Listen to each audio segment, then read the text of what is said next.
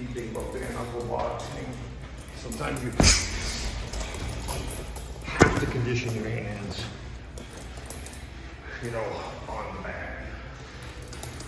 Do not overdo it to the point where you hurt yourself. You know, it's about a rational progression. You know, you'll work yourself up to the point where you can throw full power shots in the bag. Do not rush it.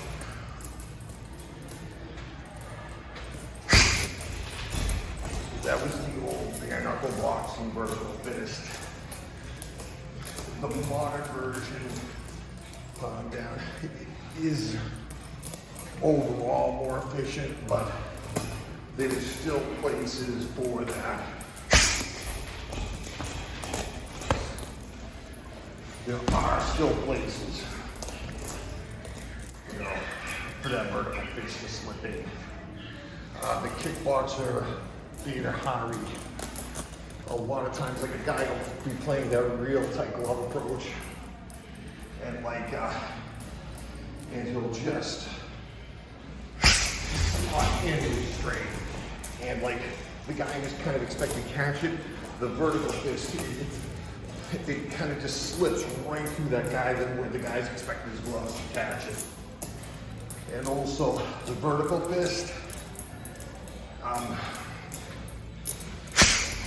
the mechanics are just slightly different, and people just don't read it the same way. Like, if he has you timed, if he has you timed and figured out on your cross, he's reading it, and then all of a sudden, you know, it's a vertical fist. For some reason, their eyes don't pick it up the same way, and you can just slip them in.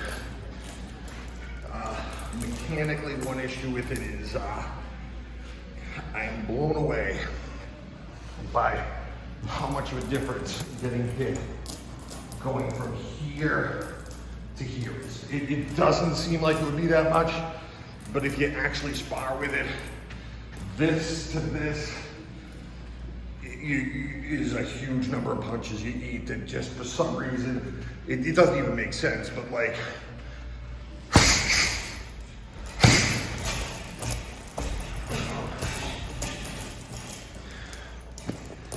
it doesn't even make sense, you know. But like, you'll just find yourself when you switch from this to this, you just start eating a lot of leather you don't normally. So there are little mechanical advantages and disadvantages. There is a reason why boxing transitioned from this to this. This is overall mechanically more efficient, but there are still places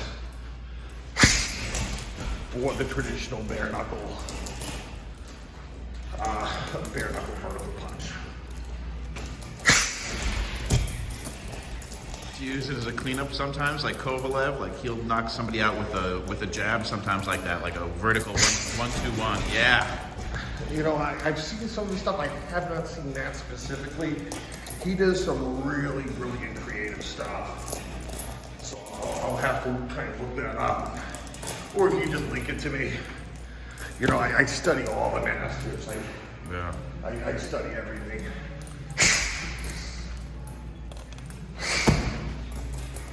And remember, you don't just have to use the heavy bag for, you just don't just have to hit the heavy bag for striking. Like, you know, you're moving everything, then you do a level change, you know, and just driving. It's hard to get the equipment to get that drive.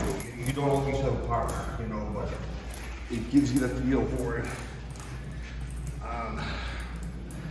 The street level change or the MMA level change is not the same animals as the wrestling level change.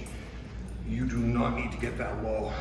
Like, the key to the wrestling is you just have to get underneath your opponent's hips. You just have to get underneath your opponent's hips. If the guy is in a wrestling stance, you have to drop to one knee to do that a lot. If the guy is up here, you really don't have to get that low. You're playing, you know, you do like you know, a Chris Bird straight slip. And then just in here, and this is when you practice driving your head and just kind of get that motion. And kind of that jab step, that feeling of getting that habit of just driving across. You know, so you're playing, you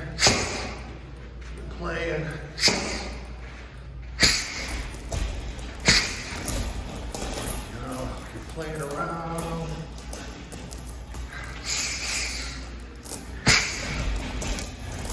Different looks and like different things.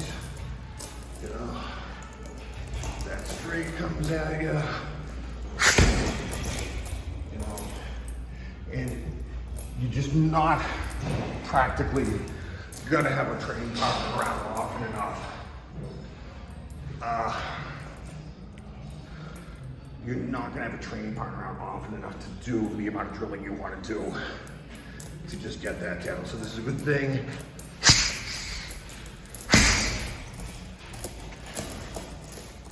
And it mixes it mechanically, you know, with your striking and your shadow boxing. If you do them separately, there's a mental change in the gears you don't want to do. You kind of just want it seamless in your head, so they're the same thing. Like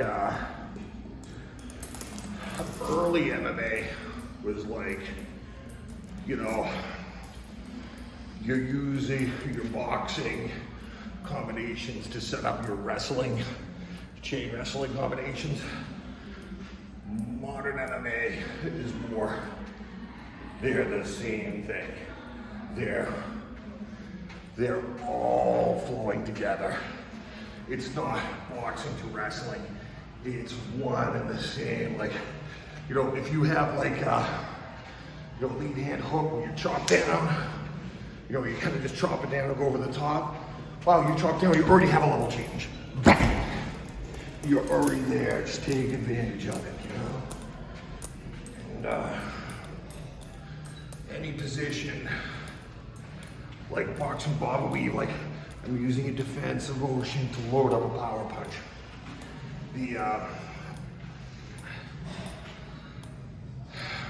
I'm using a defensive motion to load up a power punch. Any motion in wrestling that gets you in that position, in a similar position, loads you up for something, do it. Any position in boxing that gets you in a wrestling position. Do it.